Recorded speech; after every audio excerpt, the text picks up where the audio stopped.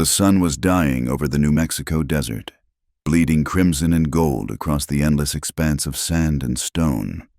Jed Carter pulled his weathered hat lower against the wind that carried grit sharp enough to scrape skin raw. His horse, a sturdy bay mare named Belle, picked her way carefully through the scattered rocks and stubborn clumps of sagebrush that dotted the barren landscape. He'd been riding for 3 days straight, following a trail that led from one dried-up town to another, each as forgotten as the last. The leather of his saddle creaked with each movement, a rhythm as familiar as his own heartbeat. In the distance, coyotes began their evening chorus, their wild calls echoing off the mesas that rose like ancient sentinels against the darkening sky.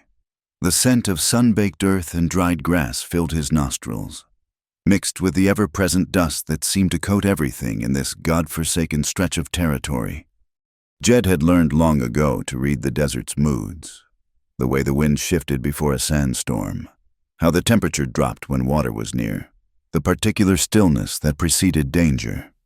As twilight deepened, he spotted the skeletal remains of what had once been a way station, the wooden structure listed to one side, its boards bleached white as old bones by years of relentless sun. But it was the well that drew his attention, a circle of stacked stones that promised the possibility of water, even if the bucket hanging from the crossbeam looked like it hadn't been used in months. Belle's ears pricked forward, and she quickened her pace without urging. She could smell water too, or at least the memory of it. Jed dismounted, his boots raising small clouds of dust as they hit the ground. He stretched, working out the kinks from hours in the saddle, and approached the well cautiously. That's when he saw them. 2 figures huddled in the shadow of the ruined station, so still he'd almost missed them in the gathering darkness. Women, by the look of their forms. Though their clothes were so torn and dust-covered, it was hard to tell much else. They sat with their backs against the weathered boards, close together but not quite touching, as if even that small comfort was too much to allow themselves. Jed's hand moved instinctively to his Colt, then relaxed. These weren't bandits or claim jumpers. The way they held themselves spoke of exhaustion and fear, not threat. He approached slowly, making enough noise so as not to startle them. "Evening, ladies," he called out, keeping his voice low and non-threatening. "Didn't expect to find anyone out here." The taller of the two lifted her head first. Even in the dim light, Jed could see the fierce pride in her eyes, green as prairie grass after rain. Her dark hair, though tangled and dusty, was pinned up in a style that spoke of better days. She couldn't have been more than 25, but her face held the hardness of someone who'd seen too much too young. "We're not looking for trouble," she said, her voice hoarse from thirst or disuse. Her hand moved protectively toward the smaller woman beside her. "Neither am I," Jed replied, raising his hand slightly to show they were empty. "Name's Jed Carter. Just passing through, looking for water for my horse." The smaller woman stirred then, turning to look at him, where the first woman's gaze was sharp as glass. Hers was soft, almost dreamlike in its weariness. Her hair was lighter, honey-colored where the dust hadn't dimmed it, and her blue eyes held a depth of sorrow that made Jed's chest tighten. She looked younger, maybe 20, though hardship had a way of aging folks out here faster than years. "The well's dry," the dark-haired woman said. "We already tried." Jed nodded, not surprised. Half the wells in this territory had given up during the last drought. "Got some water in my canteens. Happy to share." The women exchanged a glance, a whole conversation in that brief meeting of eyes. Finally, the taller one nodded. "We'd be grateful. I'm Abigail Morrison. This is Ruth." Ruth. No last name offered, which told Jed more than any explanation could have. He fetched his canteens from Belle's saddle, noting how both women's eyes followed his every movement. They drank carefully when he handed over the water, small sips despite what must have been raging thirst. Pride again, or maybe just the hard-learned lesson that resources in the desert were precious. "How long you been out here?" Jed asked, settling himself on a flat rock a respectful distance away. 2 days, Abigail answered. "Maybe 3. Hard to keep track." "Your wagon break down?" Horse go lame? Another exchanged glance. Ruth's fingers twisted in the fabric of her skirt. Good quality once, Jed noticed, though now it was more holes than cloth. We were left, Ruth said quietly, her voice like wind through dry leaves. The man we were traveling with decided we were slowing him down. The words hung in the air like smoke. Jed had seen plenty of cruelty in his 30-odd years, but abandoning women in the desert ranked high on the list of unforgivable sins. He studied them more carefully now, noting details he'd missed before. The bruise fading to yellow on Ruth's wrist, the way Abigail held herself, protective and wary, like someone used to defending against blows, the absence of wedding rings, though pale bands on their fingers showed where such rings had recently been.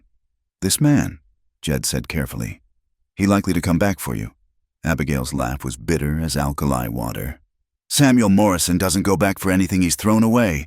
We were just possessions to him. When possessions become burdensome, you leave them behind. Morrison. She'd given his name the same last name, but the way she said it told Jed all he needed to know. Some men out here took multiple wives, Mormon fashion or otherwise, though it wasn't exactly legal outside certain territories. From the looks of these two, their arrangement hadn't been by choice. The desert night was falling fast now, temperature dropping with it. Soon it would be cold enough to see breath misting in the air. The women had no bedrolls that he could see, no supplies at all beyond the clothes on their backs. Where you headed? Ruth asked. The first question either had directed at him. Nowhere in particular, Jed admitted. Following work where I can find it. Cattle drives, mostly, though the season's winding down. Must be nice, Abigail said, and there was longing in her voice. Having nowhere in particular to be, choosing your own direction. Jed considered his options. He could share what supplies he had, maybe point them toward the nearest town, Cibola Springs, some 20 miles east, and continue on his way. It would be the smart thing to do. Two women traveling with a lone man would invite speculation and trouble in any town they entered. People would talk, assumptions would be made. But leaving them here was as good as signing their death warrant. 20 miles might as well be 1,000 without water, food, or proper shoes. He could see now that Ruth's boots were split along the seams, and Abigail's didn't look much better. Cibola Springs is the closest settlement, he said finally. I could take you there. Got enough supplies to make it, if we're careful. We have no money to pay you, Abigail said quickly, pride flaring again. Didn't ask for any? Men always want payment, she said, and her tone made it clear what kind of payment she meant. One way or another. Jed met her hard gaze steadily. I'm not Samuel Morrison, ma'am. Just a man who doesn't believe in leaving folks to die in the desert. Ruth placed a gentle hand on Abigail's arm. Something passed between them again. Silent communication born of shared suffering. Finally. Abigail's shoulders relaxed fractionally. We'd be grateful for the escort to town, Ruth said softly. After that, we'll make our own way. Jed nodded and rose to tend to Belle, giving the women a moment of privacy. As he unsaddled the mare and rubbed her down with dry grass, he could hear them talking in low voices, planning, maybe, or just reassuring each other that they'd survived another day. The stars were coming out now, brilliant in the clear desert air. Jed had spent many nights under such skies, finding peace in their ancient patterns. But tonight, the vastness only emphasized how small and vulnerable humans were in this unforgiving landscape. He made camp efficiently, spreading his bedroll near but not too near the women, building a small fire from gathered scrub wood, setting up his few cooking implements. From his saddlebags, he pulled out jerky, hardtack, and a small bag of coffee beans, trail food. Nothing fancy, but it would keep body and soul together. Come sit by the fire, he called to the women. Got some food to share. They came hesitantly. Ruth helping Abigail, who seemed to be favoring her left leg. Another story there, Jed figured. Though he didn't ask, they'd share what they wanted to share. When they were ready, the fire crackled between them. pushing back the darkness and the desert cold. Coyotes called again. Closer now, and Ruth shivered. Abigail put an arm around her, protective as a mother hen. "How long were you with Morrison?" Jed asked, keeping his tone conversational as he passed around strips of jerky. 2 years, Abigail answered. 2 years too long. Met him in St. Louis, Ruth added quietly. He seemed different then, charming. Said he had a ranch in California, needed help running it. She laughed, a sound devoid of humor. The ranch was a lie. California was a lie. Everything was a lie. They ate in silence for a while, the fire painting shifting shadows on their faces. Jed could see them more clearly now, the delicate bone structure beneath Ruth's exhaustion, the stubborn strength in Abigail's jaw. They were both beautiful in their own ways, though beauty was a dangerous thing for women alone in the territories. "What made him leave you?" Jed asked eventually. Abigail's eyes flashed. "We slowed him down. Like Ruth said, he found some cattle work up north, didn't want baggage." There was more to it. Jed could tell, but he didn't push. Everyone out here had secrets, stories they'd rather leave buried like bones in the sand. "We'll make our own way once we reach town," Abigail said firmly. "Find work, maybe. Seamstress work or washing or whatever we have to do." Ruth finished quietly. Jed knew what kind of work awaited women with no money and no protection in frontier towns. He'd seen too many end up in the cribs and sporting houses, youth and hope fading faster than morning dew in the desert sun. "Might be other options," he said carefully. "There's a mission in Cibola Springs, run by Sister Catherine. She sometimes helps women in difficult circumstances. Charity," Abigail said, the word bitter on her tongue. "Survival," Jed countered. "No shame in accepting help when you need it." The fire burned lower, and exhaustion was written plainly on both women's faces.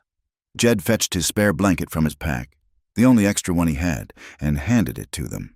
"I'll keep watch," he said. "You two get some rest. Long day tomorrow." Ruth took the blanket gratefully, but Abigail hesitated. "Why are you helping us?" Jed considered the question, poking at the fire with a stick. "Maybe because I've been alone on this trail too long. Maybe because leaving you would make me no better than Morrison. Or maybe—" He paused, meeting her fierce green eyes. "Maybe because everyone deserves a chance to make it to tomorrow." The women settled themselves on the ground, close together under the single blanket. Within minutes, Ruth's breathing had evened out into sleep, but Jed could tell Abigail was still awake, still watchful. He leaned back against his saddle, rifle across his knees, and prepared for a long night. The desert stretched endlessly in all directions, full of dangers both animal and human. But for now, in this small circle of firelight, 3 lost souls had found temporary shelter from the darkness. Tomorrow would bring its own challenges. The journey to town, the speculation and judgment, the question of what came after. But tonight, under the vast cathedral of stars, Jed Carter allowed himself a moment of satisfaction. He'd made a choice, cast his lot with these abandoned women, and wherever that trail led, he'd follow it through. The fire crackled lower, sending sparks spiraling up toward the stars like prayers or promises. In the distance, a screech owl called, its cry both mournful and defiant. Jed pulled his coat tighter and settled in for his watch, knowing that come morning, his simple, solitary life would be forever changed. The morning came hard and bright, the sun already a blazing eye above the eastern mesas when Jed stirred the cold ashes of their fire. Abigail was already awake, sitting upright with Ruth's head still resting on her shoulder. She watched him with those sharp green eyes, assessing, calculating. "Sleep at all?" Jed asked quietly, not wanting to wake Ruth. "Some," Abigail lied. He could see the exhaustion etched in every line of her face, the hyper-vigilance of someone who'd learned that sleep could bring danger. They broke their simple camp as Ruth awakened, her blue eyes confused for a moment before memory returned. The fear that flashed across her face before she masked it made Jed's jaw tighten. What had Morrison done to make her wake each day expecting pain? The journey began in relative silence, the two women sharing Belle while Jed walked alongside. He'd insisted, despite Abigail's protests. "Horse can carry two easier than three," he'd said, ending the argument. In truth, he preferred walking. It let him scout the trail ahead, watch for danger, and it gave the women what small privacy they could find. The landscape rolled out before them in waves of red rock and yellow sand, punctuated by stands of Joshua trees and occasional clusters of prickly pear cactus. The heat built steadily, transforming the air into a shimmering curtain that made distant objects dance and waver. "Tell me about California," Ruth said suddenly, her voice stronger after a night's rest and morning water. "The real California, not Samuel's lies." Jed glanced back at her, surprised by the question. "Been there a few times, drove cattle to the stockyards in Los Angeles. It's different from here, green in places, especially near the coast. Orange groves and vineyards, mountains that catch snow in winter." "Snow," Ruth repeated wistfully.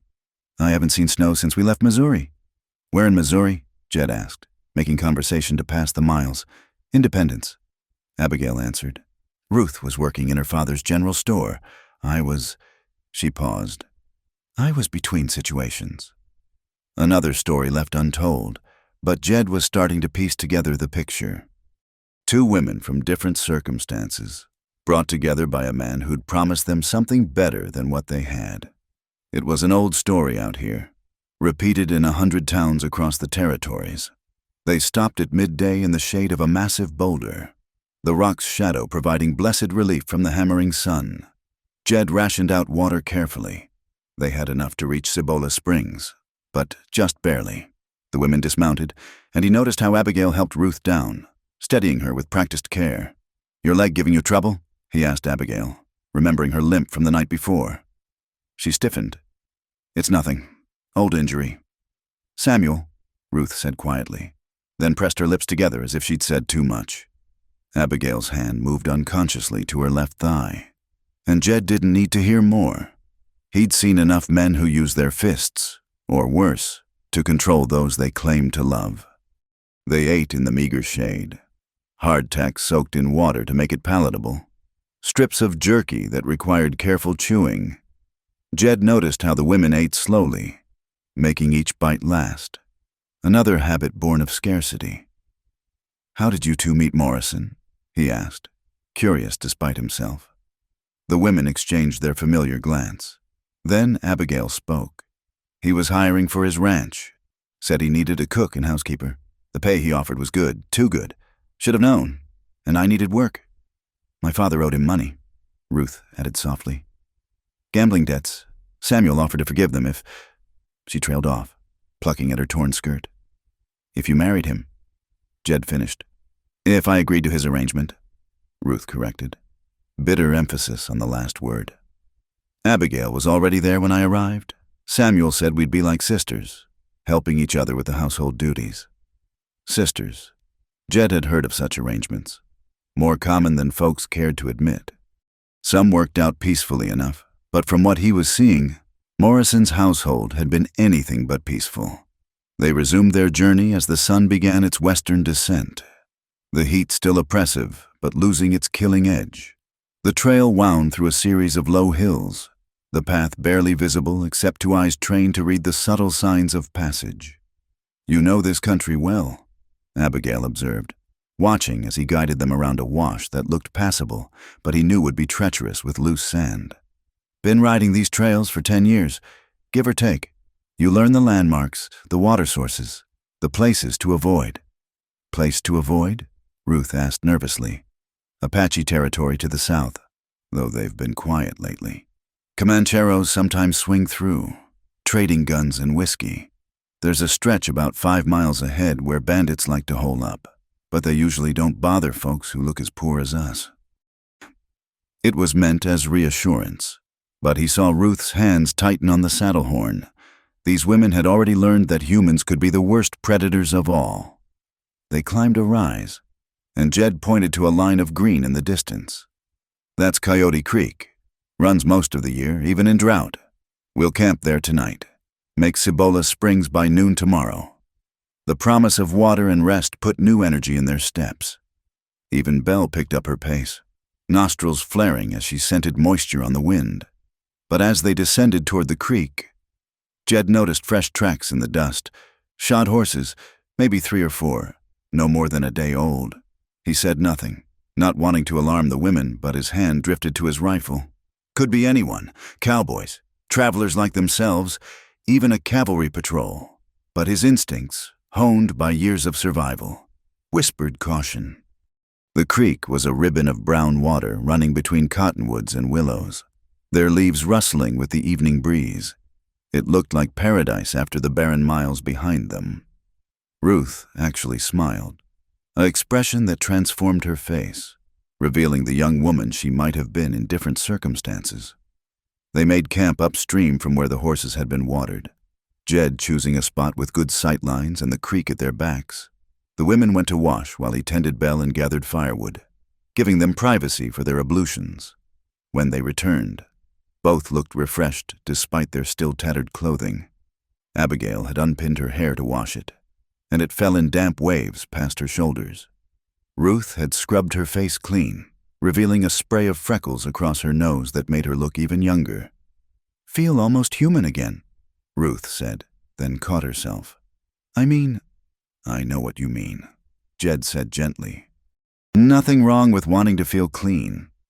They had a better dinner that night. Jed had shot a rabbit while gathering wood, and it roasted over the fire alongside wild onions Abigail had spotted near the water.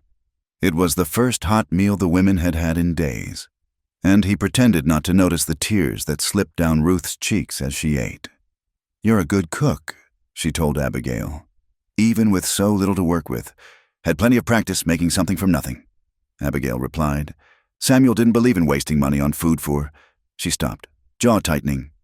"For his wives," Ruth finished quietly. "You can say it. That's what we were, legal or not." The word hung in the air like smoke. Wives, plural. The arrangement that civilization pretended didn't exist but flourished in the shadows of frontier life. How did it work? Jed found himself asking. The arrangement, if you don't mind speaking of it. Abigail's laugh was sharp. How does any cage work? You live in it because the alternative seems worse, until one day you realize even death would be better than another day behind bars. He played us against each other at first, Ruth added softly. Favorites and punishments, rewards and denials, trying to make us compete, hate each other. She reached over and took Abigail's hand. But we wouldn't give him that satisfaction. Made him madder than anything, Abigail said with grim satisfaction. That we refused to be enemies, that we found strength in each other instead of weakness. Jed poked at the fire, processing their words. He'd known loneliness on the trail, the ache of having no one to share thoughts or warmth with, but these women had experienced something worse. Togetherness twisted into torment, companionship used as another form of control. Is that why he left you? Because you wouldn't play his games? Partly, Abigail said. Also because Ruth... She stopped, glancing at the younger woman. Because I couldn't give him children, Ruth finished, her voice steady despite the pain in her eyes. 2 years, and nothing. He blamed me, of course, said I was barren, worthless, a burden he was tired of feeding. And I wouldn't leave her, Abigail added fiercely. He gave me a choice, stay with him and let Ruth go, or be cast out with her. Easiest choice I ever made. The loyalty between them was palpable, forged in shared suffering and mutual protection. Jed felt like an intruder witnessing something sacred. Yet they seemed to need to tell someone, to have their bond acknowledged by someone who wouldn't judge. Night insects began their chorus, crickets and cicadas creating a wall of sound. Somewhere in the darkness, a barn owl called, its cry eerily human. The women drew closer to the fire, and to each other. What will you do in Cibola Springs? Jed asked eventually. Survive, Abigail said simply. Find work, save money, maybe head further west eventually. Somewhere Samuel won't think to look for us." "You think he might?" Jed tried to keep the concern from his voice. "His pride's wounded," Ruth explained. "We left with nothing but the clothes on our backs, but we still left. We chose the desert over him. Men like Samuel, they don't forgive that kind of insult." Jed had known men like that, who saw women as property and any defiance as theft. The tracks by the creek worried him more now. Could be coincidence, but coincidences had a way of being deadly out here. "Maybe you should consider Sister Catherine's mission," he suggested again.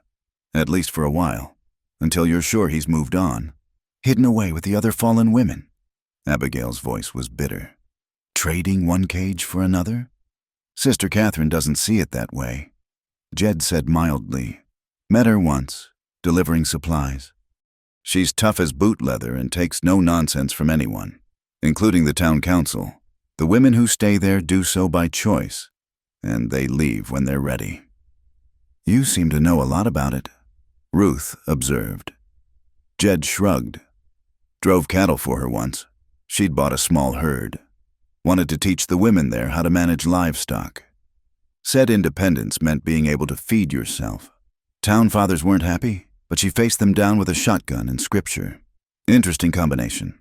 Despite herself, Abigail smiled slightly. "Sounds like someone I'd like to meet." They talked a while longer as the fire burned low, the women gradually relaxing enough to share small details of their lives before Morrison. Ruth spoke of Sunday dinners with her family, her father's gentle nature despite his weakness for cards. Abigail mentioned a sister back east, though she quickly changed the subject when Ruth asked why she'd left. Everyone had their secrets. Jed reflected. Their pasts they couldn't quite escape, no matter how far they rode. When the women finally bedded down, again sharing his single spare blanket, Jed took up his familiar position against his saddle. The night was peaceful, just the creek's murmur and the rustle of leaves. But he couldn't shake the feeling of being watched, the prickle at the back of his neck that had saved his life more than once. Near midnight, Bell stirred, ears pricking toward the downstream darkness. Jed eased his rifle into position, thumb on the hammer. Long minutes passed. Then a coyote emerged from the brush, paused to drink, and melted back into the night. Still, he remained alert, watching the shadows dance.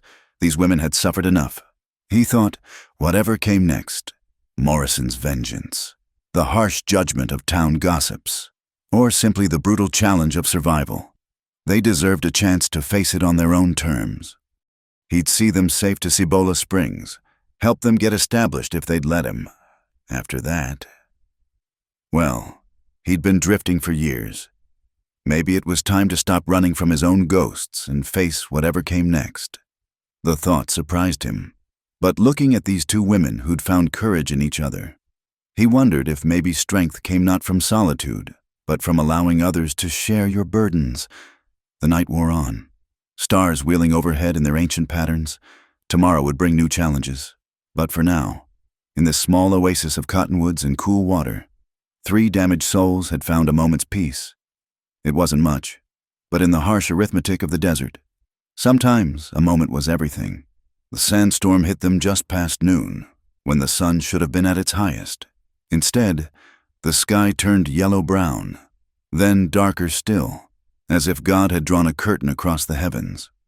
Jed had seen the signs, the peculiar stillness in the air, the way the birds had gone silent, the pressure drop that made his old bullet wound ache.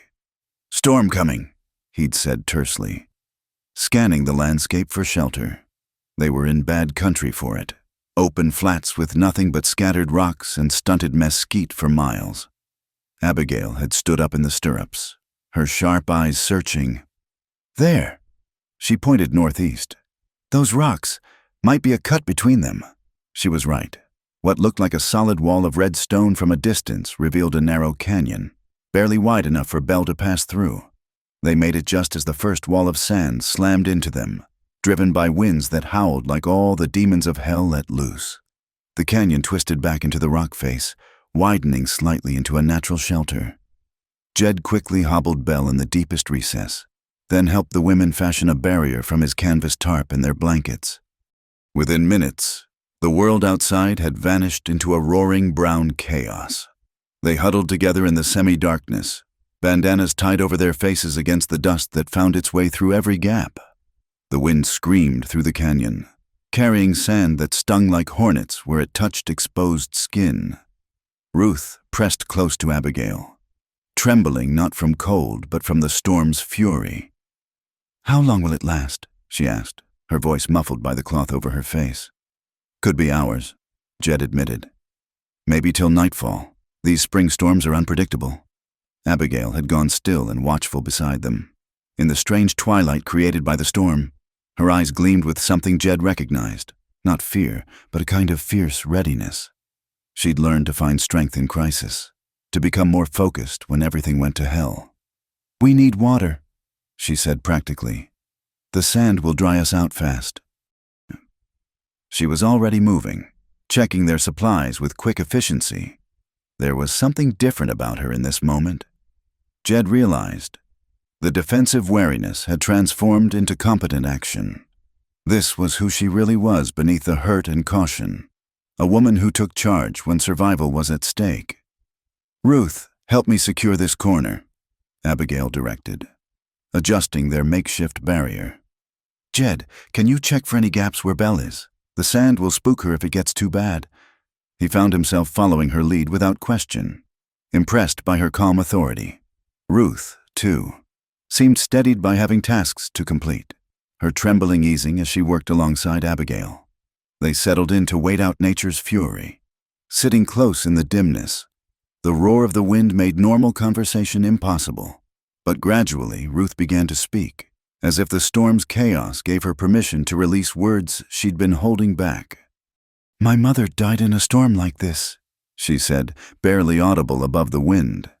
"Not sandstorm tornado. Back in Kansas, I was 7. Papa never got over it, I think. Started gambling more, drinking more. Like he was trying to lose himself, too." Abigail's arm went around her, protective and comforting. In the strange intimacy created by the storm, barriers seemed to crumble. "Is that why you agreed to Morrison's offer?" Jed asked gently.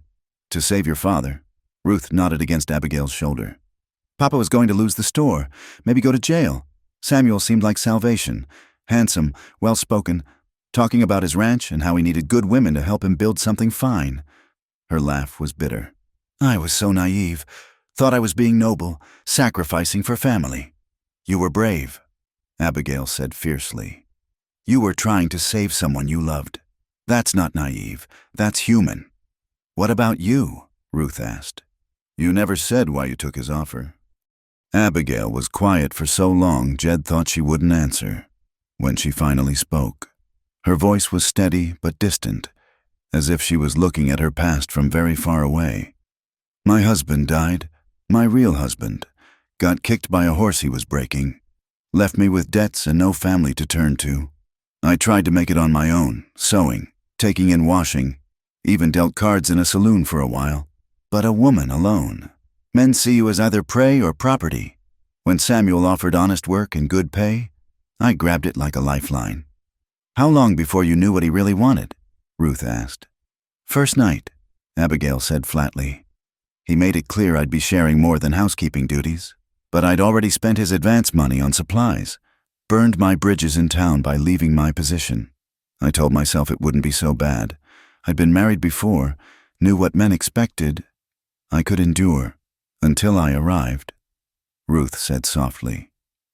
"Until you arrived," Abigail agreed, her voice warming. "This frightened girl trying so hard to be brave. He expected me to train you, to break you in." She spat the words like they tasted foul. "Instead, I looked at you and saw my younger sister, the one I left behind in Ohio when I ran off to marry James. I wouldn't be part of breaking another woman's spirit." The wind howled louder, and they pressed closer together. Jed felt like an intruder on something private, yet they seemed to want him there, a witness to their truth. "That first night," Ruth said, "when Samuel sent me to your room, I was terrified. But you just held me while I cried, told me we'd survive together or not at all. Made him furious." Abigail remembered with grim satisfaction. He wanted us jealous, competing for his attention. Instead, we became each other's shield. The storm raged on, but in their small shelter, a different kind of storm was passing, the release of memories too painful to examine in daylight. Jed understood. He'd had his own dark nights of the soul, though his had been spent alone under indifferent stars. "You asked why I'm helping," he said into a brief lull in the wind. "Maybe because I know what it's like to lose everything and have no one to turn to. Had a wife once, and a daughter. Fever took them both while I was away on a cattle drive. Came home to empty graves and a house that echoed with ghosts." The women stirred, Ruth reaching out to touch his arm briefly. Such a simple gesture, but it had been so long since anyone had offered him comfort that it nearly undid him. "Is that why you drift?" Abigail asked. "Running from the ghosts?" "Running, or maybe looking," Jed admitted. "Never been sure which, just knew I couldn't stay still. But seeing you two, how you've held each other up through hell, makes a man think maybe running isn't the answer." The storm was beginning to ease, the howling diminishing to a moan. Sand still swirled outside their shelter, but the worst had passed.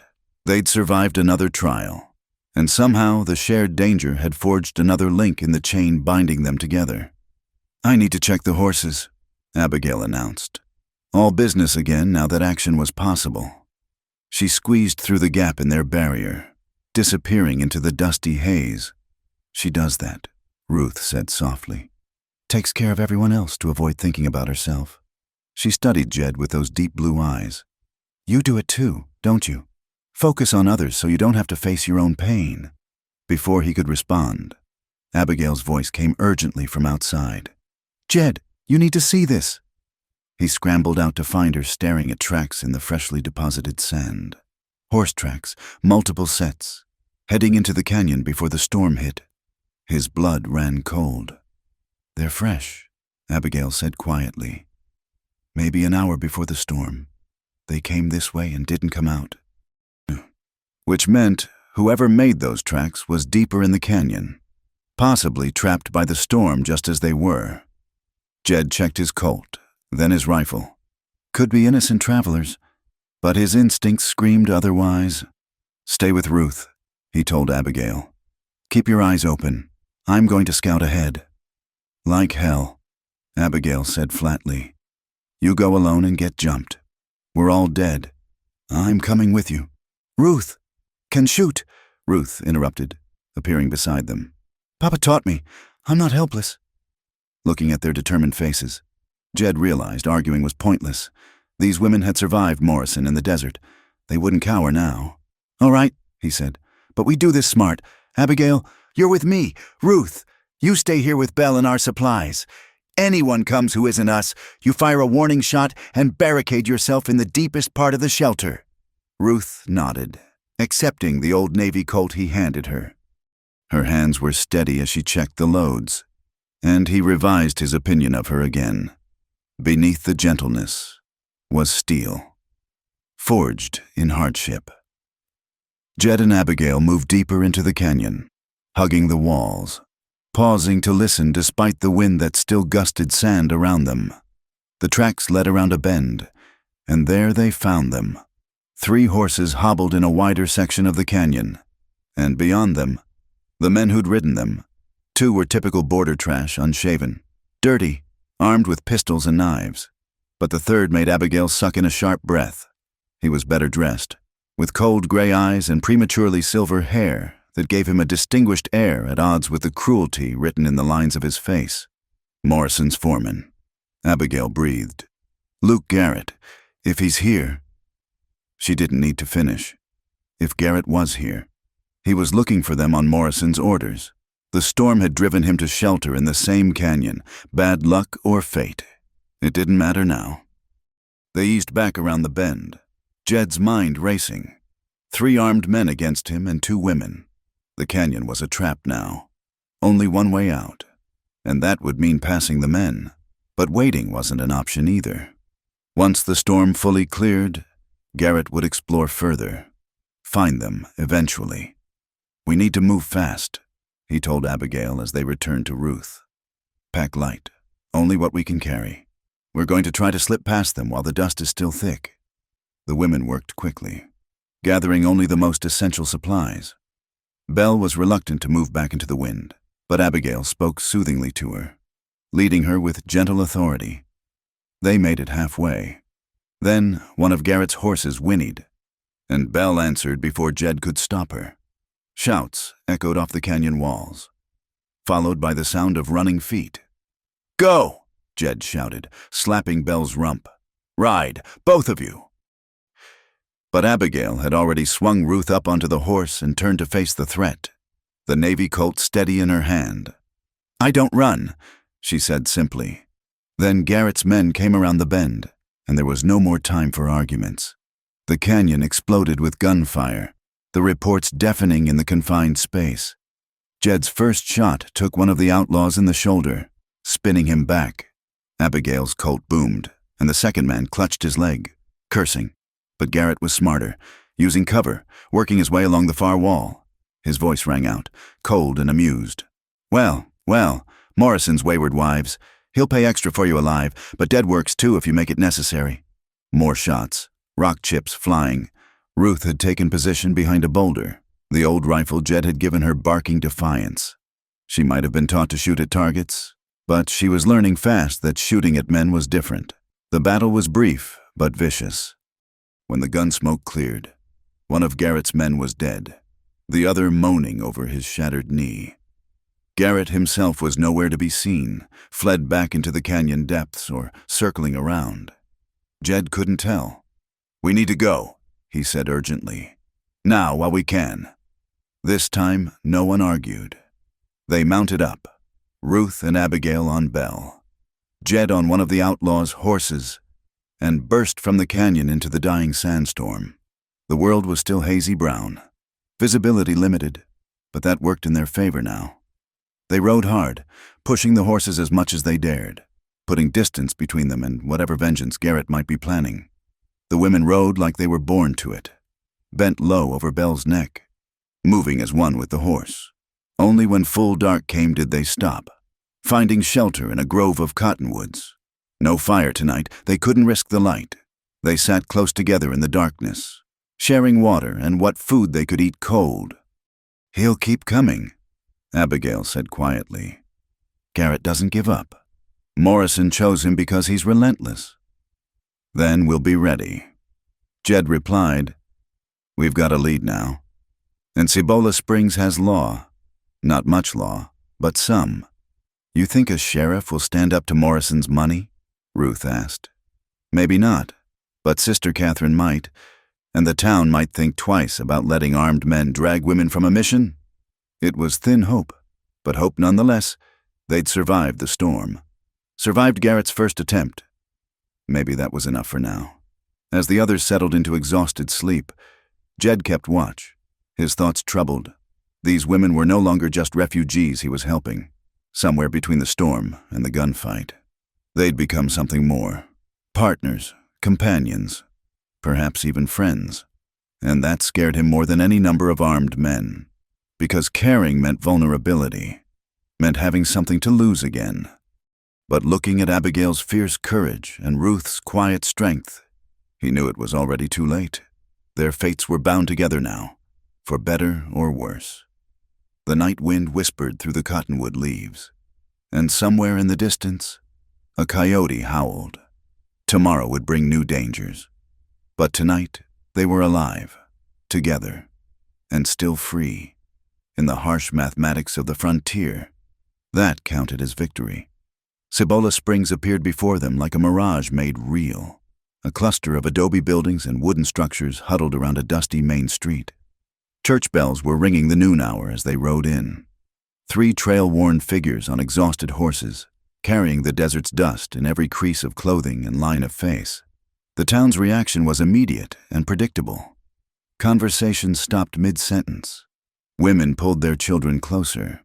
Men lounging outside the saloon straightened, eyes tracking the newcomers with predatory interest. 2 women riding with 1 man. The speculation wrote itself across every watching face. "Keep your heads up." Jed murmured. Don't give them any more to talk about than they already have. Abigail's jaw set with familiar stubbornness. And she did more than keep her head up. She met every stare with defiant directness, daring anyone to speak their thoughts aloud. Ruth, though pale with exhaustion, managed to maintain her quiet dignity, though Jed could see the tremor in her hands where they gripped the saddle horn. They made it halfway down Main Street before trouble found them.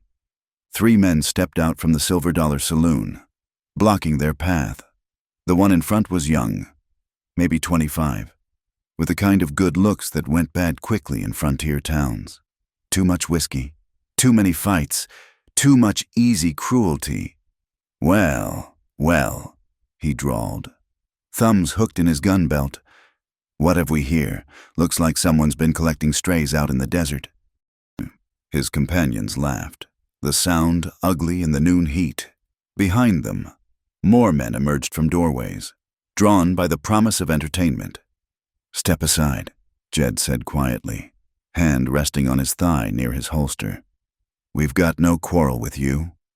Maybe not yet. The young man grinned, but his eyes were cold as snake scales.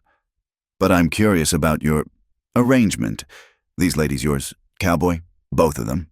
We're nobodies, Abigail said sharply before Jed could respond. We're free women seeking lodging in town. Now move. The man's grin widened. Feisty. I like that. Name's Tom Brennan. My father owns the largest ranch around here. I'm sure we could work out some lodging arrangements. He reached up toward Ruth, and several things happened very fast. Abigail's hand moved to the navy colt at her waist. Jed shifted in his saddle, clearing leather halfway. But it was Ruth who surprised everyone.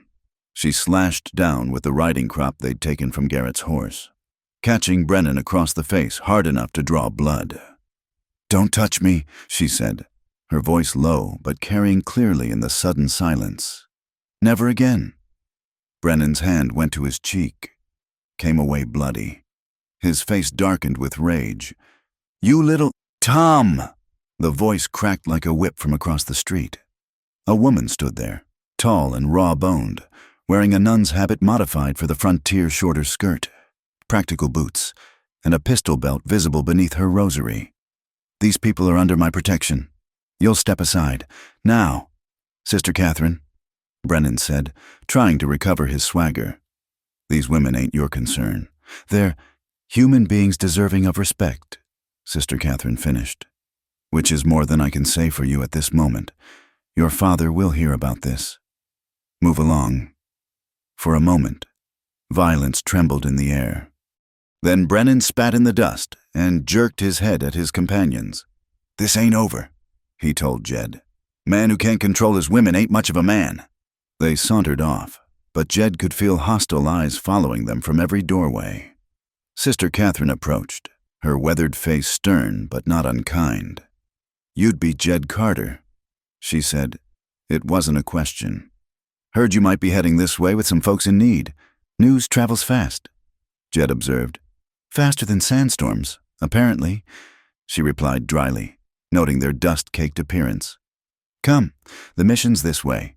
We can discuss your situation properly once you've had food and rest. The mission of San Salvador sat at the town's edge, a small compound of adobe buildings within a low wall. It looked defensible, Jed noted with approval, and the several women working in the garden appeared healthy and unafraid. Good signs. As they dismounted in the courtyard, Ruth swayed, and Abigail caught her quickly. She needs water and shade, Abigail said. The ride's been hard on her. Sister Catherine's sharp eyes missed nothing, the protective way Abigail held Ruth, the torn clothing, the wariness in both women's faces. Maria, she called to one of the gardeners, prepare the corner room. These ladies need privacy and rest. We can't pay much. Abigail started, but Sister Catherine waved her off. Payment comes in many forms. We'll discuss it when you're settled. Mr. Carter, there's a boarding house on 2nd Street that's clean and fair. I assume you'll be staying in town for a bit? It was phrased as a question, but felt more like an order. Jed nodded. Few days at least. Want to make sure the ladies are settled safe. Good, Sister Catherine said briskly. Come for dinner tonight. All three of you. We need to discuss the remainder of your situation. As the women were led inside, Ruth turned back to look at Jed. Something passed between them. Gratitude. Yes, but something more. A recognition, perhaps, of what had grown between them on the trail. Then she was gone, and he was left standing in the courtyard with his horses and a strange emptiness in his chest. The boarding house was indeed clean, run by a German widow who took his money without asking questions. Jed paid for a week in advance, then spent the afternoon at the bathhouse, soaking away days of trail dirt and trying not to think about what came next. The town was larger than he'd expected, boasting 2 saloons, a decent general store, and even a small school. But underneath the veneer of civilization, he could feel the currents of a place where law was more suggestion than fact. Men like Tom Brennan, backed by money and used to getting their way, were dangerous in such places. As evening approached, he made his way back to the mission. The compound looked different in the golden light of sunset, more fortress than refuge, which perhaps was what the women there needed it to be. Sister Catherine met him at the gate, now armed with a shotgun instead of just her pistol. Expecting trouble? He asked. Always, she replied. But especially after this afternoon's display. Tom Brennan doesn't take humiliation well, and his father indulges him terribly. Come, the ladies are waiting. The dining room was simple but clean. A long table where perhaps a dozen women sat. Some were young, barely more than girls. Others showed the hard wear of frontier life. All looked at him with expressions ranging from curiosity to suspicion. Abigail and Ruth sat together near the head of the table. They'd bathed and changed into simple but clean dresses. Borrowed, Jed guessed. The transformation was remarkable, clean and rested. Abigail's beauty was striking, her dark hair gleaming in the lamplight. But it was Ruth who made his breath catch. Without the dust and exhaustion, she looked achingly young and lovely, though shadows still lingered in her eyes. Please sit. Sister Catherine directed him to a chair across from them. We don't stand on ceremony here. The meal was simple but plentiful: beans and cornbread, stewed vegetables from the garden, even a bit of salt pork. The women ate with focused intensity, and Jed remembered his own first real meal after days of trail rations. Now, Sister Catherine said once the plates were cleared, let's discuss your situation plainly. I've heard some from the ladies, but I need to know everything if I'm to help effectively. Between them, they told the story. Morrison's cruelty, the abandonment in the desert, Garrett's attack. Sister Catherine listened without interruption, her face giving away nothing. When they finished, she was quiet for a long moment. Samuel Morrison, she said finally, is known to me. This isn't the first time women have fled his household. The last one didn't make it this far. Ruth went white. What happened to her? Found dead in the desert. Officially, she died of thirst after foolishly running away. But the bruises suggested otherwise. Sister Catherine's voice was flat, factual. Morrison has money, influence. The law looks the other way, but not here, not in my mission. We don't want to bring trouble to you, Abigail said. Sister Catherine's smile was sharp as a blade. Child, I've been trouble since the day I took my vows. A few more men with guns don't signify, but we need to be smart about this. Morrison will come, or send Garrett. We need to be ready. What do you suggest? Jed asked. First, the ladies stay here, within these walls. They're under church protection. Even Morrison would think twice about violating sanctuary. Second, we spread the word about what kind of man he really is. Some in town know, but stay quiet. Time to make them speak up. And if that doesn't work, Abigail asked, then we defend ourselves. Sister Catherine said simply, wouldn't be the first time, Mr. Carter. I assume you're handy with those guns you carry. Handy enough. Good. I could use another fighter. My women are brave, but most aren't trained for violence. Though that might change, she added, looking thoughtfully at Ruth, who still bore faint marks from the riding crop incident. A knock at the gate interrupted them. One of the women went to check, returning with a worried expression. "It's Sheriff Watson. Sister. Says he needs to speak with the new arrivals." Sister Catherine's expression didn't change, but Jed saw her hand move to her rosary, which hung conveniently near her pistol. "Show him in, but just him. Any deputies stay outside." Sheriff Watson was a thin man going to fat, with the watery eyes of a dedicated drinker. He removed his hat as he entered, clearly uncomfortable. "Sister," he said, nodding. "Ladies, sir, I'm here about an incident this afternoon. Tom Brennan's filed a complaint, says he was assaulted. After he attempted to lay hands on Miss Ruth," Sister Catherine said coolly. "Multiple witnesses saw him reach for her first. She defended herself, as is her right. That's not how Tom tells it," Watson said weakly. "Tom Brennan is a liar and worse," Sister Catherine snapped. "You know it. I know it. The whole town knows it. The question is whether you're going to do your job or continue licking his father's boots." Watson flushed. "Now see here." "No, you see." Sister Catherine stood, and suddenly she seemed to fill the room. "These women are under my protection. They've committed no crime save defending themselves. If Tom Brennan has issue with that, he can take it up with me, or with God. His choice." The sheriff shifted uncomfortably, then sighed. "I'll need statements. For the record." "Tomorrow," Sister Catherine said firmly. "After they've rested. You can take them here, in my presence." Watson nodded, clearly relieved to escape. After he left, Ruth spoke quietly. "He'll be back. With Brennan's men, or Morrison's." "Let them come," Sister Catherine said. "This mission has stood against Apaches, bandits, and corrupt officials. We'll stand against this too." As the evening wore on, Jed found himself watching the interplay between the women. The mission residents had quickly accepted Abigail and Ruth, recognizing kindred spirits. Stories were shared, some in whispers, some with defiant loudness. Each woman here had fled something or someone. Each had found sanctuary within these walls. "You've built something important here," Jed told Sister Catherine as she walked him to the gate. "I've built what should exist everywhere," she replied. "A place where women aren't property or prey, where they can heal and choose their own paths." She studied him shrewdly. "You care for them, both of them." Jed didn't deny it. "They've been through enough. They deserve peace." "Peace," Sister Catherine mused. "A rare commodity in these parts. But perhaps, tell me, Mr. Carter, what are your plans? Will you drift on once they're settled?" He'd been asking himself the same question. "Don't know yet. Well, should you decide to stay, I could use a man with your skills. The mission has land that needs working, cattle that need tending, and the women feel safer with a good man around. Note I said good man. They've had enough of the other kind." "I'll think on it," Jed promised. As he walked back to the boarding house, the town seemed different somehow.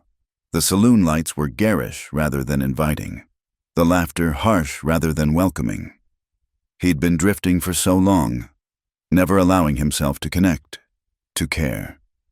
But now, a movement in the shadows caught his eye. 3 men, watching the mission from across the street. Not doing anything, just watching. A reminder that Tom Brennan didn't forget humiliation, and that Morrison's reach was long. Jed checked his guns and settled in for a long night. Tomorrow would bring new challenges. Watson's questions, Brennan's revenge, maybe even Morrison himself. But tonight, Abigail and Ruth were safe behind stone walls and Sister Catherine's fierce protection. It wasn't enough, not nearly. But it was a start. And for the first time in years, Jed Carter found himself thinking beyond the next town, the next job. Found himself thinking about roots and connection and the dangerous possibility of hope. The valley appeared like a promise at sunset, a hidden fold in the landscape where the grass grew tall and golden despite the surrounding desert. They'd left Cibola Springs 3 days ago, fleeing in the pre-dawn darkness after Tom Brennan and his men had tried to storm the mission. Sister Catherine's shotgun and the women's fierce resistance had driven them off. But everyone knew they'd be back with more men. Perhaps even the law twisted to their purpose. "This is it," Jed said, reining in his horse at the valley's edge. "Agua Dulce, Sweetwater Valley. Found it years ago during a drought when I was tracking strays." Below them, a stream wound through cottonwoods and willows, the water catching the last light like scattered coins. The grass moved in waves with the evening breeze, and somewhere a meadowlark sang its liquid song. It was perhaps 3 miles long and a mile wide, protected by ridges on all sides, with only 2 ways in or out. "It's beautiful," Ruth breathed, her eyes reflecting the golden light. These past days had changed her. Jed noticed. The fear was still there, but tempered now with something else, determination, perhaps, or the first stirrings of real freedom. Abigail was more practical, scanning the terrain with a strategist's eye. "Defensible," she noted. "Water source, grazing, shelter from the worst weather. Why isn't it claimed?" "Too far from any town to be practical for most," Jed explained, "and the Apaches considered it sacred ground until recently. Most folks still avoid it out of superstition or respect. They made camp near the stream, under ancient cottonwoods whose roots ran deep into the earth. After days of hard travel, the simple act of not having to keep moving felt like luxury." Ruth immediately went to the water's edge, kneeling to wash the trail dust from her face and hands. "Careful," Abigail called. "Ever protective. Check for snakes first." But Ruth just laughed, a sound Jed hadn't heard before, free and almost girlish.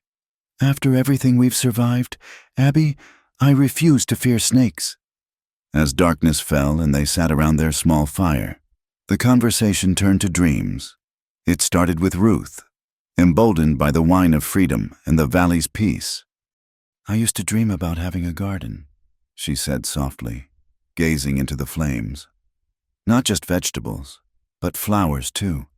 Roses and lavender, things that smell sweet, things that exist just for beauty, not survival." "You could do that here," Jed found himself saying. "Soil's good near the stream. Seen wildflowers bloom after rain." Ruth looked at him, firelight dancing in her eyes. "Would you stay to see them bloom?" The question hung in the air like smoke. These past days, something had shifted between the three of them. The desperate flight had stripped away pretense, leaving only truth, and the truth was that Jed felt more alive than he had in years, watching these women discover their strength. "Maybe," he said carefully. "Been drifting a long time. Might be good to have a reason to stay put." Abigail had been quiet, but now she spoke, her voice carrying an edge of pain. "Dreams are dangerous things. I dreamed once of a home, children, a man who'd love me gentle. Look where dreams got me." "That wasn't dreams' fault," Ruth said firmly, reaching over to take Abigail's hand.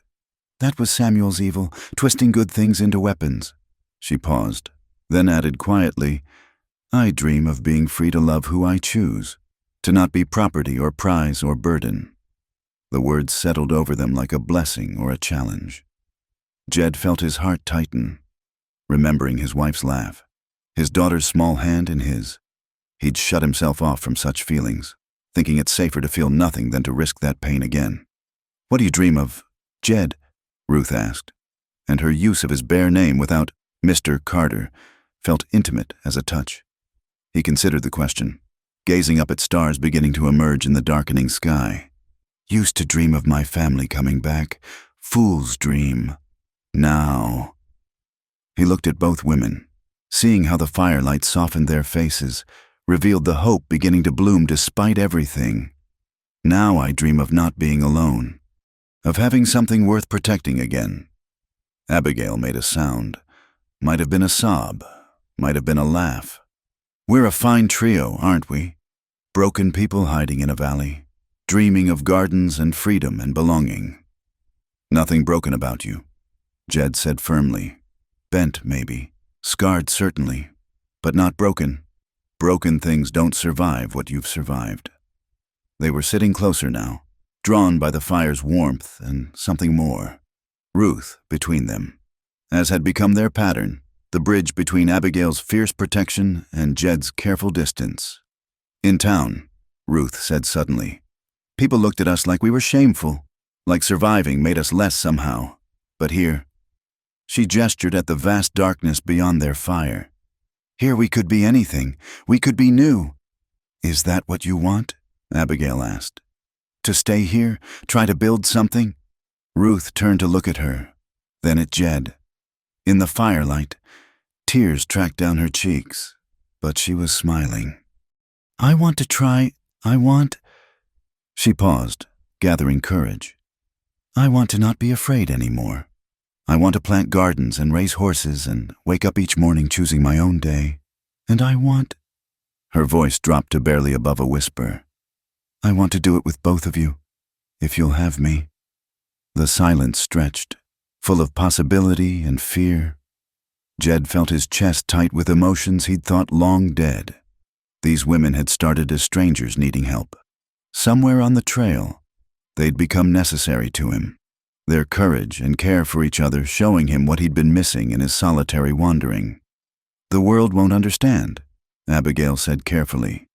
3 people, making a home together. They'll have names for it, ugly names. Let them, Ruth said with sudden fierceness. They had ugly names for us anyway.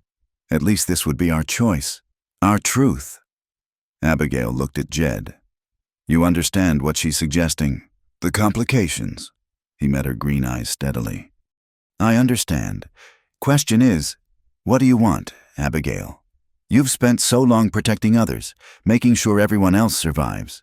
What do you want? She was quiet so long he thought she wouldn't answer. Then, voice rough with unshed tears, she said, I want to not be alone. I want to wake up without fear. I want... She looked at Ruth, then at him. I want to belong somewhere, with people who see me as more than what was done to me. Ruth made a small sound and moved closer to Abigail, taking her hand. After a moment's hesitation, she reached for Jed's hand too. The connection was electric, not just desire, though that was there, but something deeper, recognition, acceptance, the possibility of healing. It won't be easy, Jed said quietly. Building a life here, there's work, hard work, and Morrison might still come looking. He might, Abigail agreed. But I'm tired of running from what might happen. I want to build something worth defending. They talked late into the night, plans taking shape like dreams made manifest. The old abandoned homestead Jed had noticed at the valley's far end. They could repair it, make it livable. The wild horses that sometimes watered here, they could catch some, start a small herd. The fertile bottomland, perfect for crops, for Ruth's gardens. As the fire died to embers, they spread their bedrolls close together, not quite touching, but close enough to hear each other breathe, to know they weren't alone. The stars wheeled overhead, ancient and indifferent, but beneath them something new was being born. Jed? Ruth's voice came soft in the darkness. Yeah. Thank you for finding us, for seeing us as people when everyone else saw property or problems. You found each other, he replied. I just helped with the geography. Abigail's low laugh was warm. Is that what we're calling it? They settled into sleep gradually, guards lowering at last. But Jed stayed awake longer, listening to their breathing even out, feeling the profound shift in his world. That phrase from his first sight of them kept echoing. A lonesome cowboy found 2 deserted co-wives, never dreaming one would ignite his wildest hunger. But it wasn't just Ruth who'd ignited something in him. He realized. It was both of them. Abigail's strength and fierce loyalty. Ruth's gentle courage and growing confidence. They'd awaken not just desire, but a hunger for connection, for family, for home. Near dawn, he woke to find Ruth sitting up, watching the sky lighten in the east. She sensed his movement and looked over, her face serene in the pre-dawn light. Couldn't sleep? He asked quietly, not wanting to wake Abigail. Too happy, she admitted. Too full of possibilities. Is that foolish? No, he said, sitting up too. That's hope. Been so long since I felt it. Almost didn't recognize it. She moved closer, careful not to disturb Abigail. Do you think we can really do this? Build something here, the three of us? He considered the question, looking out over the valley as color began to seep into the world. Don't know, he said honestly. But I know I want to try. Know that for the first time in years. I want to see what tomorrow brings. Ruth smiled, and impulsively leaned over to kiss his cheek, a soft brush of lips that sent warmth through his entire body. Then we'll try, she said simply. All of us together. Abigail stirred then, opening her eyes to find them close together. For a moment something flickered in her expression, not jealousy, but perhaps uncertainty. Then Ruth reached for her hand, drawing her into their small circle, and Abigail's face softened. New day, Abigail said quietly. New life, Ruth corrected. And her voice carried such conviction that Jed believed it might be true. They rose to meet the dawn. Three damaged souls who'd found each other across miles of desert and depths of pain. The valley stretched before them, golden with promise in the early light. There would be challenges. Morrison's threat, the harsh realities of frontier life, the complex dynamics of their unusual bond. But for now, in this moment, they stood together watching the sun rise over their hidden valley, and allowed themselves to dream of gardens and horses and a home built on choice rather than ownership. The desert had brought them together, stripping away everything but essential truth. And the truth was simple. They were no longer alone, as the full light of day revealed the valley in all its wild beauty. Jed felt something ease in his chest, a knot of grief and guilt he'd carried so long he'd forgotten its weight. These women hadn't replaced his lost family. Nothing could. But they'd shown him that his heart wasn't dead, just dormant, waiting for the right season to bloom again. Come on, he said, voice rough with emotion. Let's go look at that homestead, see what we're working with. They gathered their few possessions and set off across the valley, walking side by side through the tall grass. Behind them, their campsite was just a ring of stones and cold ashes. Ahead lay the unknown hard work, certain struggle, possible joy, but they faced it together. And in that togetherness lay a strength none of them had possessed alone. The valley had given them sanctuary. Now they would make it home. The riders came at dusk, when the valley was painted in shades of gold and shadow. Jed spotted the dust cloud first from where he was repairing the homestead's roof, and his blood ran cold. 5 horses, moving with purpose down the eastern trail into their sanctuary. Company, he called down to the women, keeping his voice level despite the alarm racing through him. They'd had 2 weeks of peace, 2 weeks of building and planning and carefully nurturing the fragile hope between them. Now reality had found them. Abigail emerged from the cabin, rifle in hand, her face set in hard lines. Ruth followed, carrying the shotgun they'd taken from Garrett's men. They'd drilled for this, but practice was different from the real thing. Inside, Jed ordered, dropping from the roof. Windows covered, like we planned, but Abigail was studying the approaching riders through their field glass. Wait, she said, voice strange. That's not Garrett, it's... She lowered the glass, face pale. It's Samuel, he came himself. The words hit like a physical blow. Morrison himself, the man who'd owned them, abused them, thrown them away like broken tools. Jed checked his weapons, mind racing through options. 5 men against 3, and they had the defensive position. But Morrison hadn't survived this long by being foolish. Maybe he just wants to talk, Ruth said, but her voice shook. Men like Samuel don't ride this far just to talk. Abigail replied grimly. They took positions as planned. Abigail at the front window, Ruth at the side, Jed by the door. The cabin wasn't much, but they'd reinforced it, thinking of this moment. The riders stopped just outside rifle range, dust settling around them like a shroud. Morrison dismounted slowly, deliberately. Even at this distance, Jed could see he was a handsome man in the way that snakes could be beautiful. Sleek, dangerous, mesmerizing. He wore black despite the heat, and silver conchos glinted on his hatband. Abigail! Ruth! His voice carried clearly across the evening air, rich and commanding. "I've come to take you home. All is forgiven." "Liar," Abigail breathed, knuckles white on her rifle. Morrison continued, spreading his hands in a gesture of reasonableness. "I know I was harsh. The frontier makes hard men of us all. But you're my wives, bound by law and scripture. Your place is with me." "We're not your wives," Ruth called out, surprising everyone with her boldness. "We never were. You can't own people." "Samuel." Morrison's laugh was cold. "The law says different. My dear, you took my name, lived in my house, shared my bed. That makes you mine in the eyes of God and man." Jed stepped out onto the porch, making himself a target to draw attention from the women. "They're under my protection now. Morrison, best you ride on." Morrison's attention fixed on him, and Jed felt the weight of that reptilian gaze. "Ah, the drifter who stole my property. Jed Carter, isn't it? I know all about you. Wife and child dead, been running ever since. What makes you think you can protect anyone when you couldn't protect them?" The words were calculated to wound, and they did. But Jed had learned something in these past weeks, that old pain could exist alongside new hope. "Because I learned from my failures," he said steadily. "These women aren't property. They're free to choose their own lives." "Free," Morrison mocked. "Look around you. Carter, you're in a valley with one way out, which my men are blocking. You have limited ammunition, limited food.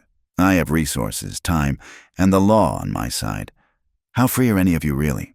One of Morrison's men, not Garrett, Jed noticed, wondering what had happened to the foreman, shifted in his saddle. "Want us to rush them, boss? We can take them." "Perhaps," Morrison said thoughtfully. "But at what cost?" "No, I think we'll do this civilized." He raised his voice again. "Ladies, you have until sunrise to come out voluntarily. After that, well, accidents happen in remote valleys. Fires start. People disappear. Even the good Mr. Carter here might meet with misfortune." "You bastard," Abigail snarled from inside. "Such language from my wife," Morrison tutted. "We'll have to work on that when you come home. Ruth, dear Ruth, I know you're listening. Remember what happened to the last woman who defied me? Do you want their blood on your conscience?" Ruth appeared at the window then, and even from this distance, Jed could see her trembling, but her voice was steady when she spoke. "I remember everything, Samuel, every blow, every cruel word, every time you tried to break us. But we're not broken. We're not afraid anymore." "No," Morrison's voice hardened. "You should be. I own the law in 3 counties. I have more money than God, and I always collect what's mine." "Then you'll be disappointed," Ruth said, and there was steel in her voice now. "Because we'll never be yours again. We'd rather die free than live in your cage." Morrison was quiet for a long moment. When he spoke again, his reasonable mask had slipped, revealing the cruelty beneath. "So be it. Sunrise, ladies, come out, or we come in." He mounted his horse with casual grace. "Oh, and Carter? That's a nice little homestead you're building. Shame if something happened to it." They rode back up the trail, making camp just where it entered the valley-blocking escape, but too far for accurate rifle fire. Jed watched them settling in, his mind working through possibilities, each worse than the last. Inside the cabin, the women were quiet. Ruth sat on the floor, knees drawn up, while Abigail paced like a caged wolf. The peace they'd found, the tentative happiness, seemed like a dream now. "We could run," Ruth said finally. "Tonight, try to slip past them." "On foot?" Abigail shook her head. "They'd run us down by morning. Then we fight," Ruth said, and the determination in her voice made Jed's heart ache. 3 against 5, and they have position," Abigail pointed out. "Samuel didn't get where he is by fighting fair." Jed had been silent, thinking. Now he spoke carefully. "There might be another way." Both women looked at him, hope flickering in their eyes. "Morrison's using the law as a weapon, claiming you're his wives.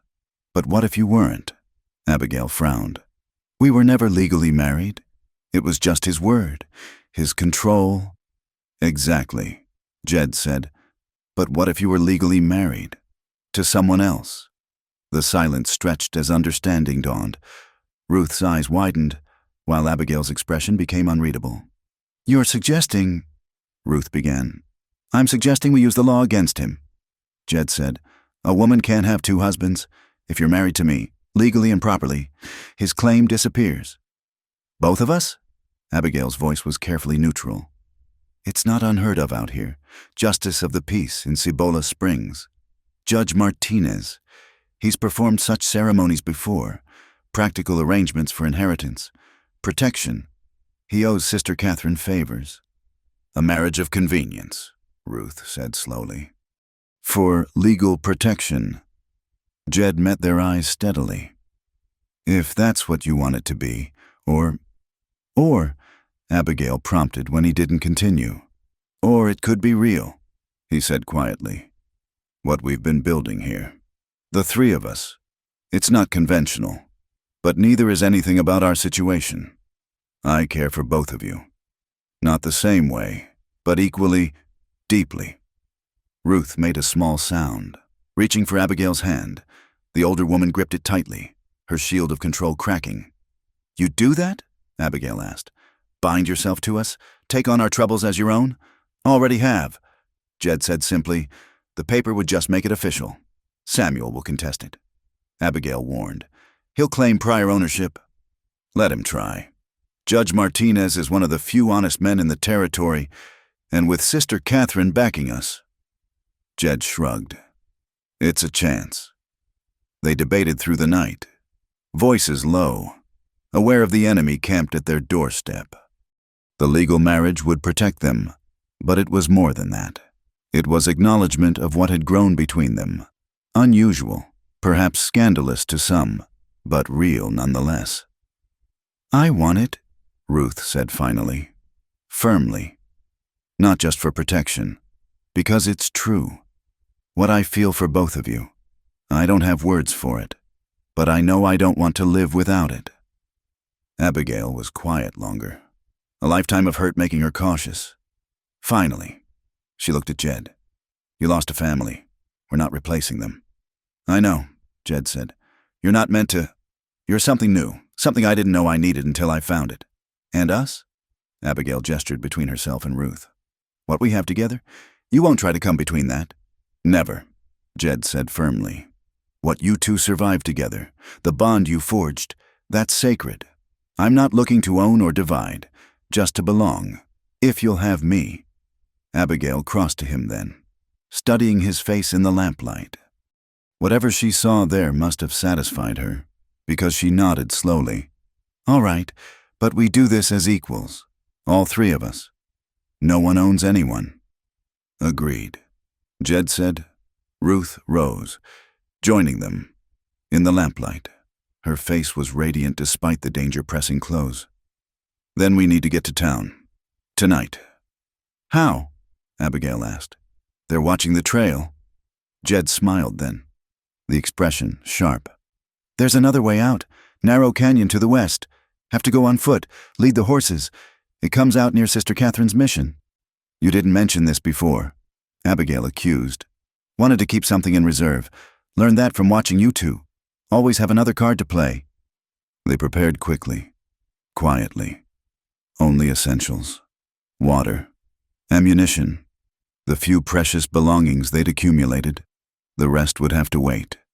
If they survived, they could return. If not, possessions wouldn't matter. As they prepared to leave, Ruth paused at the door, looking back at the cabin that had been their home for such a short, sweet time. We'll come back, she said, and it sounded like a vow.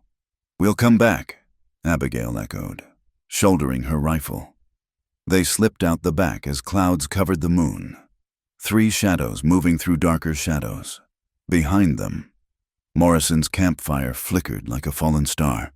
Ahead lay the narrow canyon, the dangerous traverse, and the uncertain hope of legal protection. But they faced it together, bound by more than law or paper could capture. In the darkness, their hands found each other, a chain of connection and promise. Whatever came next, they would meet it as one. The night swallowed them, and the valley held its breath, waiting to see if love could triumph over ownership, if choice could defeat possession. In the morning, Morrison would find an empty cabin and a truth that would shake his world. His former captives had become free women, and in their freedom, they had found something worth fighting for. The real battle was just beginning. The mission bells were ringing matins when they stumbled through Sister Catherine's gates, exhausted from their night flight through the canyon. The narrow passage had been treacherous in darkness, with drops that would have meant death and passages so tight they'd had to remove the saddles to get the horses through. But they'd made it. Sister Catherine took one look at them and asked no questions, simply ushering them inside. "Judge Martinez is already here," she said quietly. "I sent for him when my watchers reported Morrison's men heading into the valley yesterday." In the simple chapel, by candlelight, they spoke their vows. Judge Martinez, a dignified man with silver temples, performed the ceremony with grave formality despite the unusual circumstances. Sister Catherine and two of her residents served as witnesses. "Do you, Jed Carter, take these women as your lawful wives, to protect and cherish, in sickness and health, for as long as you all shall live?" "I do," Jed said, his voice carrying the weight of absolute conviction. "Do you, Abigail Morrison, Abigail Sanders?" she interrupted firmly. "I reclaim my maiden name." Judge Martinez nodded. "Do you, Abigail Sanders, take this man as your lawful husband, and Ruth as your sister wife in this union, to stand together in all things?" "I do." Abigail's voice was steady, her green eyes bright with unshed tears. "And do you, Ruth Carter?" Ruth said softly, claiming Jed's name with quiet pride. "I have no other I wish to carry." "Do you, Ruth Carter, take this man as your lawful husband, and Abigail as your sister wife in this union, to stand together in all things?" "I do." Judge Martinez produced the legal documents, his pen scratching in the silence. "By the authority vested in me by the territory of New Mexico, I pronounce you wed in the eyes of law and man. What God has joined, let no man put asunder." It was done. On paper, they were now a family, legally bound and protected. Morrison's claim was void, but the real marriage, Jed knew, had happened over campfires and through sandstorms, in moments of terror and tenderness on the trail. As dawn broke, Morrison arrived with Sheriff Watson and his men, demanding the return of his wives. The confrontation took place in the mission courtyard, with Sister Catherine's women watching from windows and doorways, rifles visible. "This is kidnapping," Morrison raged when presented with the marriage certificate. "Coercion." "These women were forced." "We were not," Ruth said clearly, stepping forward. She looked different in the morning light, still delicate, but with steel in her spine. "We chose this. We chose freedom." Morrison's face darkened. "You little fool. You think this paper protects you? I'll have it annulled. No court will uphold this abomination." "Actually," Judge Martinez interjected mildly, "they will. The law is quite clear. These women have entered a new marriage contract, voiding any claims you might have had, unless you can produce legal documentation of your marriage to them." Morrison's silence was answer enough. His arrangements had been based on control, not legality. "Furthermore," the judge continued, "I've been made aware of certain allegations regarding your treatment of women in your household. Sheriff Watson, perhaps you should investigate these claims."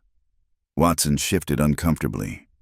He was Morrison's man, but even he had limits. "Now, Sam, if there's been any illegal activities—" "This isn't over," Morrison snarled, ignoring the sheriff. He fixed his cold gaze on Abigail. "You were nothing when I found you, a widow dealing cards in a saloon. I gave you respectability. You gave me chains." Abigail cut him off. "Pretty ones. Maybe, but chains nonetheless. I choose freedom with these people over your twisted version of respectability." Morrison turned to Ruth, his voice dropping to an intimate register that made Jed's hands clench. "Ruth, sweet Ruth, remember what we had? The promises I made? I can still keep them. Come back, and all is forgiven." Ruth stepped closer to Jed and Abigail, linking arms with both. The only promise you kept was to show me what hell looked like. These people showed me heaven. For a moment, violence trembled in the air. Morrison's hand moved toward his gun, his men tensing, but Sister Catherine stepped forward, her presence commanding despite her simple habit. "Mr. Morrison," she said pleasantly, "you're on church property. Any violence here would be unwise. My women are excellent shots, and they're all curious to see what a man looks like with several new holes in him." Morrison looked around, noting the armed women at every vantage point. His jaw worked as he calculated odds. Then he smiled, a cold expression that promised future retribution. "This isn't over," he repeated. "The law has a long memory, and so do I." He mounted his horse with controlled fury. "Enjoy your victory. It will be short-lived." After they left, the tension broke like a fever. Ruth sagged against Jed, trembling with reaction. Abigail stood rigid, watching the dust of Morrison's departure as if expecting him to return any moment. "It's done," Sister Catherine said gently. "You're free." That night, they stayed at the mission, too exhausted for the journey back to the valley. In the small room they were given, the three of them sat on the narrow bed, processing what had happened. "We're married," Ruth said wonderingly, looking at the simple ring Sister Catherine had provided from the mission's supplies. "All three of us." "Having second thoughts?" Abigail asked, though Jed could hear the vulnerability beneath her casual tone. Ruth took Abigail's hand, then reached for Jed's. "Never, but what happens now? How does this work?" It was the question they'd all been avoiding in the rush to secure legal protection, the practical realities of their unusual union. "We make our own rules," Jed said finally. "There's no guidebook for this. We figure it out together, with respect and honesty." "And if the town turns against us?" Abigail asked. "If they make our lives hell?" "Then we have the valley," Ruth said firmly. "Our place, where no one's judgment matters but ours." They talked through the night, setting boundaries and expectations, sharing fears and hopes. It was awkward at times, navigating the complex emotions between them. Jed learned that Abigail's fierce protection of Ruth came from failing to save her sister from a violent husband. Ruth revealed that her gentleness masked a deep well of anger at the world that had allowed her suffering. "I used to dream of burning it all down," she confessed quietly. "Samuel's house, the town that looked the other way. Everything. The rage scared me. Rage can be useful," Abigail said. "It kept me alive when despair would have killed me. The trick is channeling it into something productive, like building instead of burning," Jed suggested. "Creating the life you want instead of destroying the one forced on you." As dawn approached, they lay together on the narrow bed, fully clothed but closer than they'd ever been. Ruth in the middle, her head on Jed's shoulder, her hand clasped with Abigail's across her body. It should have felt strange, but instead it felt right. Three broken people forming something whole. "I love you," Ruth whispered into the pre-dawn darkness. "Both of you, differently, but completely." "Love," Abigail mused. "I'd forgotten what that word meant without pain attached. You're teaching me to remember." Jed pressed a kiss to Ruth's forehead, his free hand reaching to touch Abigail's cheek. "My wife and child. I thought I'd never use those words again, never thought I'd want to. But you two, you're not replacing what I lost.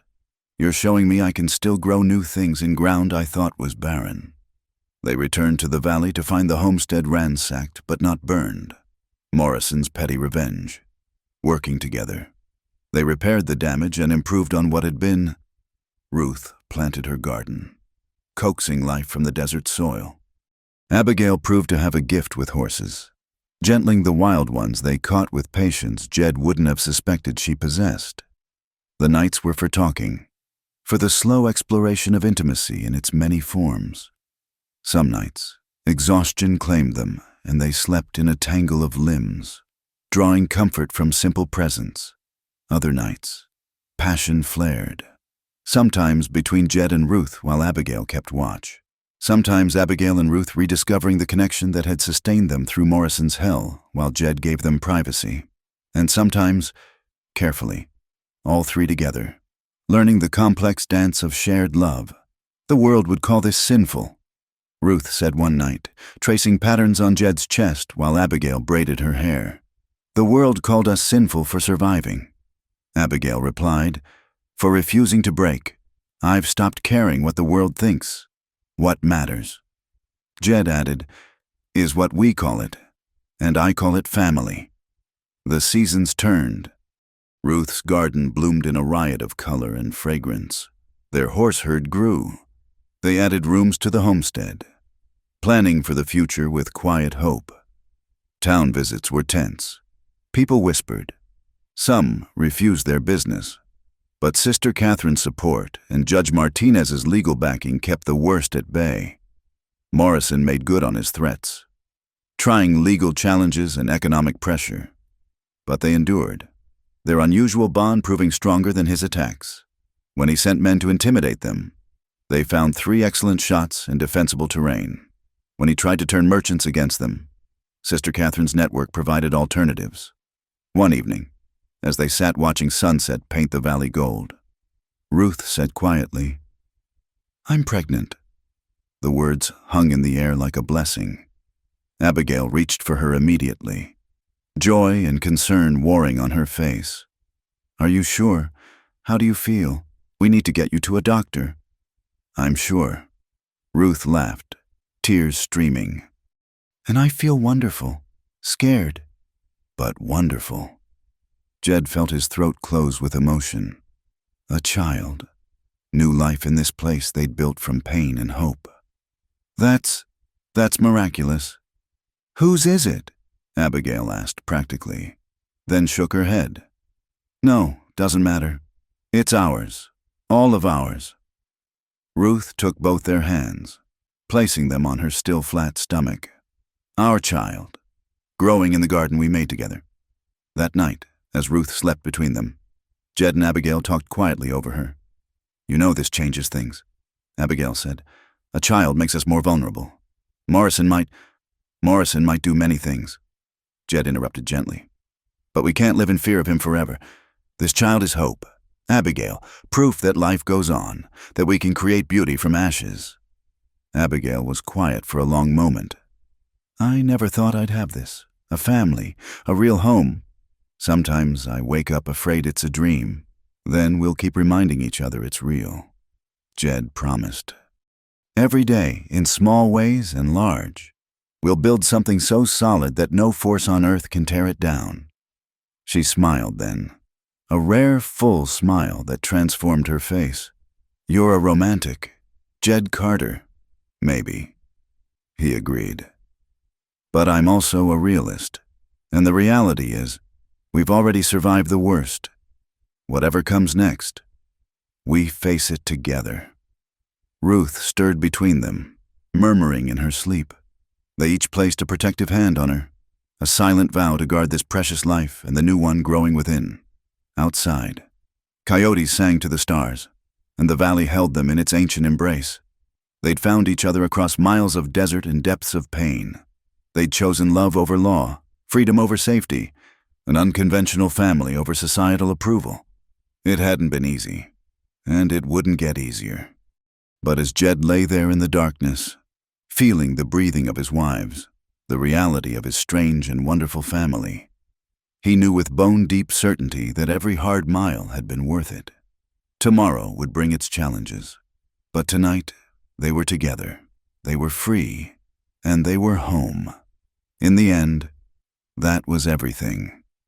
Dawn broke over Sweetwater Valley like a promise kept, painting the sky in shades of rose and gold. Jed stood on the porch of their expanded homestead, watching the light creep across the land they'd claimed and tamed. 5 years had passed since that desperate flight through the canyon. 5 years of building, fighting, and growing. The sound of laughter drew his attention to the garden where Ruth knelt among her flowers, their daughter Emma toddling between the rows of lavender and roses. At 3, Emma had Ruth's delicate features but Abigail's fierce determination, a combination that already kept them all on their toes. "Papa!" Emma squealed, spotting him, her chubby arms reaching up. He scooped her up, breathing in the sweet scent of her hair mixed with garden earth. "Morning, little one. Helping Mama with the flowers." "Flowers pretty," Emma declared, then squirmed to be put down, already distracted by a butterfly. Ruth rose, one hand on her back, the other on her rounded belly where their second child grew. "She's been up since before dawn. I swear she inherited Abigail's inability to sleep past sunrise." "Speaking of Abigail?" Jed asked, moving to help Ruth to the bench they'd placed under the cottonwood. "Breaking the new horses with Miguel and Tom," Ruth said, settling gratefully onto the seat. "You know how she gets when we have a big order to fill." Their horse operation had grown beyond their wildest dreams. What started with a few wild Mustangs had become a respected breeding program, with ranchers from 3 territories seeking their animals. Abigail had discovered she had a gift not just for gentling horses, but for matching horse to rider, seeming to sense which spirits would complement each other. "Morrison?" Jed asked quietly, the name still carrying weight even after all these years. "No word for 6 months now," Ruth replied. "Sister Catherine thinks he's finally given up." Jed wasn't so sure. Men like Morrison didn't give up. They just waited for the right moment. But he'd learned not to borrow trouble, to take each peaceful day as a gift. The morning ritual unfolded as it had for years now. Breakfast together at the big table they'd built. Emma chattering about everything and nothing. Abigail coming in dusty from the corrals but glowing with satisfaction. Ruth moving carefully but contentedly around the kitchen she'd made truly theirs. "Letter came yesterday," Abigail mentioned, pulling an envelope from her shirt. "From Ohio." Ruth's eyes widened. Abigail's sister had been a ghost between them, the family she'd left behind and never spoke of. "What does she say?" Ruth asked gently. Abigail turned the unopened letter in her hands. "Don't know yet. Wasn't ready to read it alone." Without words, they understood. After breakfast, they sat together on the porch, Emma playing with her wooden horses at their feet. Abigail opened the letter with steady hands. Though Jed could see the tension in her shoulders, she read silently, tears starting to track down her cheeks. Finally, she spoke, voice rough. "She's coming. My sister Sarah, her husband died, and she has nowhere. She heard about us through Sister Catherine's network. She wants to know if—" She stopped, overwhelmed. "If she can come here," Ruth finished softly. "Of course she can. But she doesn't know about us, our arrangement. What will she think?" Jed reached over, taking Abigail's hand. "She'll think her sister found people who love her. The rest, we'll face it together, like always." Abigail laughed through her tears. "Together, always together. Sometimes I still can't believe this is real." "Believe it," Ruth said firmly, then gasped, hand going to her belly. "Oh, what is it?" Abigail was instantly alert. "Is it time?" No, Ruth laughed. "Just a strong kick. This one's going to be a fighter, I think." "Good," Jed said. "Fighting spirit runs in this family." They sat in comfortable silence, watching Emma chase butterflies, the valley spreading peaceful before them. The patrol they'd hired, 2 former soldiers looking for honest work, could be seen in the distance, keeping watch. They'd learned to balance trust with caution, freedom with vigilance. "Remember what you said that first night?" Ruth asked suddenly. "About everyone deserving a chance to make it to tomorrow?" "I remember," Jed said. "We've made it to so many tomorrows." She mused. "More than I ever dreamed possible." A dust cloud on the eastern ridge caught their attention. The patrol was riding in fast, and Jed's hand went automatically to his gun. Old habits died hard. But as the riders came closer, he relaxed. No danger, just urgency. "Mr. Carter." It was James, the younger of their guards. "Riders coming from town. Sheriff Watson and Judge Martinez. The sheriff and judge arriving together meant official business. They prepared quickly. Abigail changing from her work clothes. Ruth settling Emma with the Mexican woman who helped with housework. Jed checking that all papers were in order. The visitors arrived as the sun reached its zenith, dismounting with the careful movements of men bearing news. Judge Martinez looked older, his hair now fully silver, but his eyes remained sharp with integrity. Mrs. Carter's, Mr. Carter, he greeted formally, then smiled. Though I suppose after 5 years I can call you friends. What brings you out here? Judge, Abigail asked directly. Watson shifted uncomfortably, but Martinez met their eyes steadily. Samuel Morrison is dead. The words fell into silence. Emma's laughter drifted from the house, a counterpoint to the gravity of the moment. How? Jed asked finally. Shot in a dispute over cards in El Paso. Watson said, Week ago. His estate. It's complicated. He died without legal heirs. And there are debts. But there are also claims. Old claims. We want nothing from him, Ruth said quickly. Nothing. I understand, Martinez said gently. But the law requires all potential claims be addressed, as his former household members. You have rights to compensation for wages unpaid, damages. We want nothing. Abigail repeated Ruth's words, her voice hard. Let his blood money rot. Martinez nodded. I expected as much. I'll file the necessary papers refusing any claim. He paused. There's one more thing. Among his papers were documents about other women. Women who didn't escape as you did. Their families are seeking justice, or at least truth. Would you be willing to speak to them? To tell what you know? Ruth and Abigail exchanged a long look, years of silent communication in a glance. Finally, Ruth spoke. Yes, they deserve to know.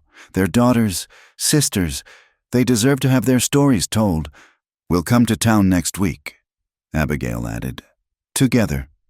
After the officials left, they stood in their garden, processing the news. Morrison was dead. The shadow that had lurked at the edges of their happiness for 5 years was gone. I thought I'd feel something, Ruth said wonderingly. Relief, joy, but there's just nothing, because he's been dead to us for years, Abigail said firmly. We killed his hold on us the night we chose each other. His actual death is just bookkeeping. That evening, as the sun set in its eternal glory, they gathered for dinner as always. Sarah's letter sat on the mantel, a promise of family reuniting. Emma played at their feet. The new baby moved in Ruth's womb, and the horses called to each other in the corrals. We won, Ruth said suddenly, raising her water glass. We actually won. No, Jed corrected gently. We lived. We chose to build instead of just survive. That's better than winning. To building, Abigail agreed, raising her own glass. To choosing love over fear. To family, Ruth added, her eyes bright with tears and joy. However it comes to be. They toasted there in their kitchen, in the home built from hope and determination, in the valley that had sheltered them and seen them grow from desperate strangers to something the world might not understand but could never destroy. Outside, the first stars appeared in the darkening sky. The desert sang its evening song of cooling stone and hunting owls. And in their hidden valley, 3 souls who had found each other across impossible odds continued their journey together. Proof that love could bloom even in the harshest ground. That freedom was worth any price. And that family was not just what you were born to, but what you chose to build. The coyotes called in the distance, wild and free, and Emma laughed at the sound.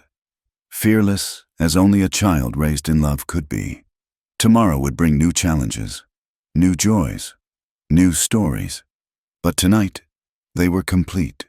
In the morning, they would rise and face the world together, as they always had. But for now, they held each other close in the sanctuary they'd built, grateful for every hard mile that had brought them home. Thank you for listening to this Wild West love story. I'd love to know where you're enjoying this tale. Are you listening during your commute, relaxing at home, or perhaps somewhere unexpected? Please subscribe to the From Wild West channel and share your thoughts in the comments below. Your stories and connections make our community special. Until our next adventure together, happy trails.